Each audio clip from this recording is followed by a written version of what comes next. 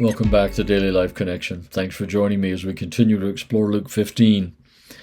Wow, yesterday was just one of my very favorites of all time. I love that. So today I'm going to continue to talk about the grace of God that's revealed to us in this story.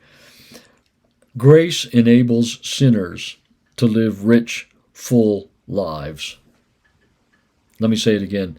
Grace, the grace of God, the love of God, the extravagant grace, reckless love of God, foolish love of God that pours out grace on us, enables us to live rich, full lives no matter what we've done. Law can't do that. Performance-based religion can't do that for us. And I'll tell you why.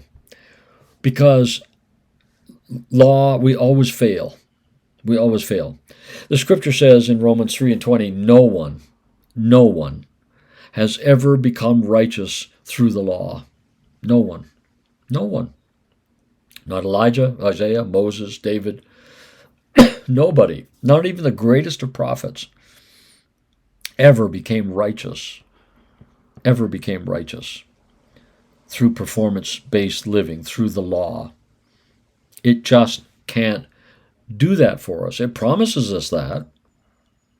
Way back in Deuteronomy 28, it says, I set all these blessings and cursings before you. You will be blessed if you keep this law and keep this law and keep this law and keep this law. And you will be cursed if you break any of these laws or fail at them. That's the curse of the law, Galatians chapter 3. Christ redeemed us from this curse of the law.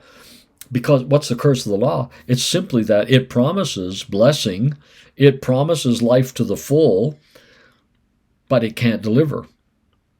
Because the more we try to live by it, the more it condemns us. The more it judges us, the more it curses us to failure. And so it's just such a hopeless.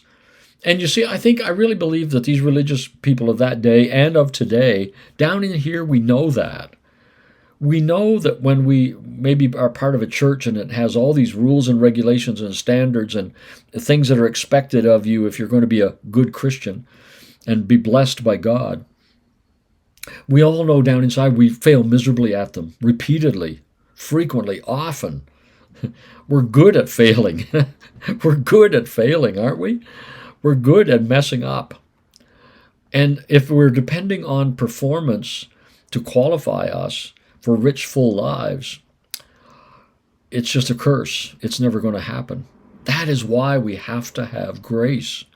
Grace says, no matter what your performance is, I will bless you and give you rich, full life. Just hug on to me. Hold on to me.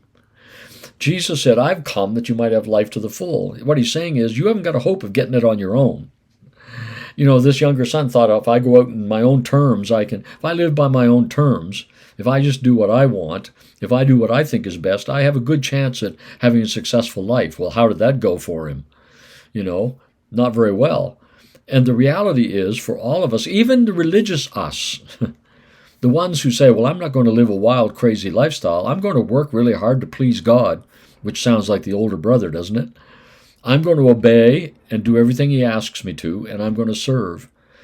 Well, you know, I mean, why can't we face the reality that we're such failures at this?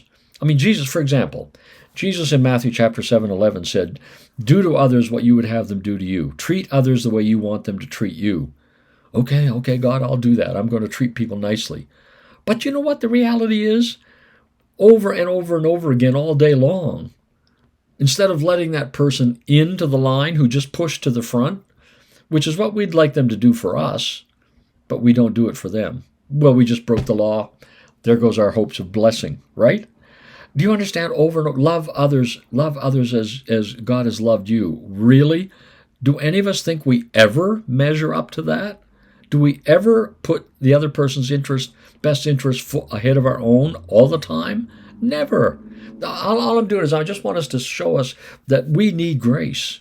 If we are going to have any hope at life to the full of being in the joy of the presence of God, of knowing his hug and his blessing and his kisses and his restoration and his joy in us, if we're going to have any chance of that, it's only going to be if he is a God of grace. And the good news is that's exactly who he is.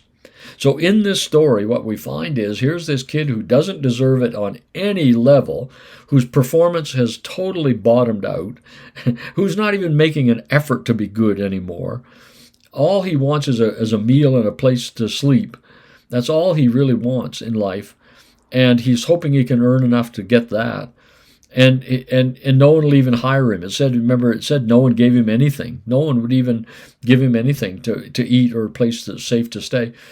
And so the only hope he's got is if this God, this father he comes home to, this God, is just extravagantly wild, scandalously crazy, recklessly, foolishly in love with him, to the point that he's going to bless him anyway, in spite of all of his messed up life. That's the good news of grace. That's who he is. You see, he came home and that's who he found the Father was. Hug him, kisses him, blesses him, ring, robe, sandals, barbecue, party, celebration. He come home and found my Father is a God. My Father is a Father of incredible grace. That's the good news for us today. Grace enables sinners to enjoy rich lives to the full. Let's thank God for that and celebrate it today, and we'll talk again tomorrow.